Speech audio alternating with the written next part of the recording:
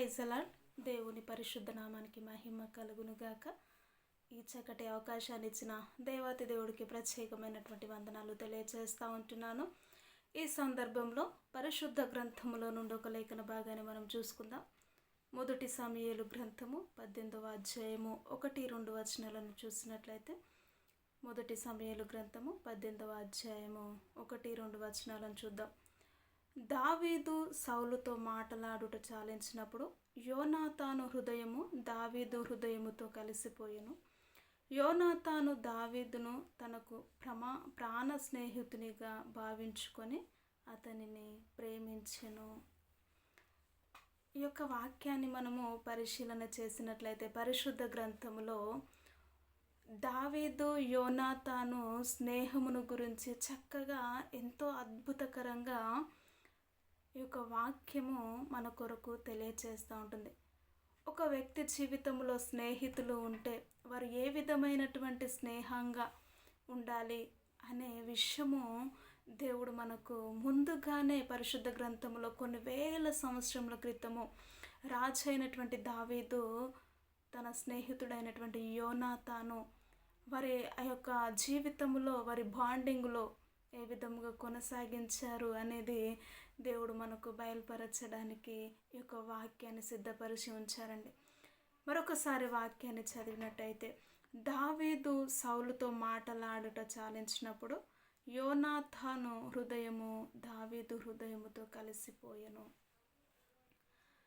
హృదయము యోనాతాను హృదయము దావీదు హృదయముతో కలిసిపోయినంటే వారి హృదయాలు వారి ఆలోచన విధానము ఒకేలాగా సేమ్ యాజ్ ఇట్ ఈస్గా ఉన్నవి అని మనము గమనించవచ్చు. తన స్నేహితుని కోసము రాజు అయినటువంటి దావీదును యోనాతాను తండ్రి అయినటువంటి సౌలు చంపాలని ఎన్నోసార్లు ప్రయత్నంలో చేసినప్పటికీ కూడా ఆ యొక్క ప్రయత్నములన్నిటినీ కూడా విఫలము చేయడానికి యోనాతాన్ గారు దావీదు విషయంలో స్నేహితుని విషయంలో ఎంతగానో ప్రయాసపడుతూ వచ్చారు.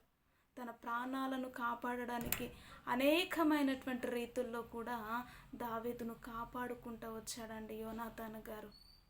విడువక యోనాతాను తన రాజు అయినటువంటి దావీదును స్నేహితునిగా భావించి అద్భుతమైనటువంటి రీతిలో ఒక మంచి స్నేహితుడిగా నిలిచిపోయాడు యోనాతాను. తన తండ్రి చంపాలని చూసినప్పటికీ కూడా అనేకమైనటువంటి రీతుల్లో కానీ ఆ విధమైనటువంటి తన తండ్రికేమో యోనాతాను రాజు కావాలని ఆశపడ్డాడు. యోనాతానేమో తన స్నేహితుడైనటువంటి దావీదు రాజు కావాలని ఆశపడుతూ అనేకమైనటువంటి రీతుల్లో నడిపిస్తూ వచ్చారు. మనము గమనించినట్లయితే పరిశుద్ధ గ్రంథంలో యేసుక్రీస్తు వారు కూడా మనం చూస్తాం. ఆయన విడవక ప్రేమించే దేవుడు, నిజమైన స్నేహితుడు ఎప్పుడు విడవడు, ఆపదలో కూడా తోడుగా ఉండేవాడే నిజమైనటువంటి స్నేహితుడు. ఆయన మన ప్రభు అయినటువంటి యేసుక్రీస్తు. మరొక విధంగా చూస్తే రాజుగా ఏలుబడి చేస్తున్న రాజుగా ఉంటున్న దావీదు కూడా ఆ విడవక ప్రేమించే దేవుడైనటువంటి యేసుక్రీస్తు వారిని వెంబడించాడు కాబట్టే, యోనాతాను దేవుణ్ణి సేవించాడు కాబట్టే వారి మధ్యలో కూడా ఆ విధమైనటువంటి ఆపారమైనటువంటి ప్రేమ కలుగుతూ వచ్చింది. కాబట్టి మన జీవితంలో కూడా నిజమైనటువంటి స్నేహితుడు ఎవరు అంటే మన ప్రభు అయినటువంటి యేసుక్రీస్తు. ఈ లోకంలో మనం చూస్తాం, ఈ లోక స్నేహము దేవునితో వైరం అని కూడా ఉంది. లోకస్తులను మనం గమనించినట్లయితే అనేక రీతుల్లో వారు అవసరాల కొరకు వాడుకునే వారిని మనము గమనిస్తూ ఉంటాం. ఆపదలో ఉన్నప్పుడు కూడా హేళనగా మాట్లాడే వారిని మనం గమనిస్తూ ఉంటాం.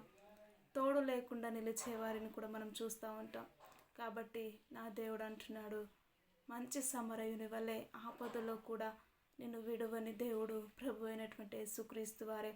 ఆ యేసుక్రీస్తును వారిని సేవించిన దావీదు మంచి స్నేహితుడిగా యోనాతాను జీవితంలోకి వెళ్ళాడు.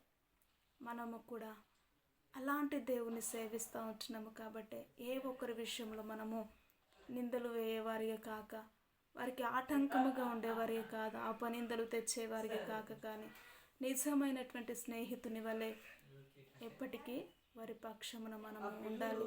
మనం ఎప్పుడైతే నేర్చుకుంటామో ఆ జీవిత విధానాన్ని దేవుడు ఏ విధముగా మన కొరకు విడవక స్నేహాన్ని కొనసాగించాడో అట్టి నడిపింపు, అట్టి ఆలోచన మనకు అందరికీ ఉండునుగాక. ఈ సమయంలో ప్రార్థన చేద్దాం.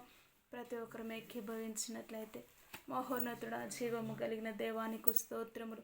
మీరు విడవక ప్రేమించే దేవుడవయ్యా తండ్రి. యోనాతాను దావీదు విషయంలో కూడా వారి స్నేహం ఎంతో గొప్పగా ఉంటుంది ప్రభా. మేము కూడా అటు ఆలోచన విధానం, అటు స్నేహ బంధాలను ప్రభా కలిగి ఉండుటకు నీ కృపను కనికిరమును మీరే చూపించి నీ నామానికి మహిమ తెచ్చుకోమంటూ యేసుక్రీస్తు ఉన్నతమైనటువంటి నామంలో ప్రార్థించి అడిగి వేడుకుంటున్నాము తండ్రి. Amen, amen. Praise the Lord అందరికీ.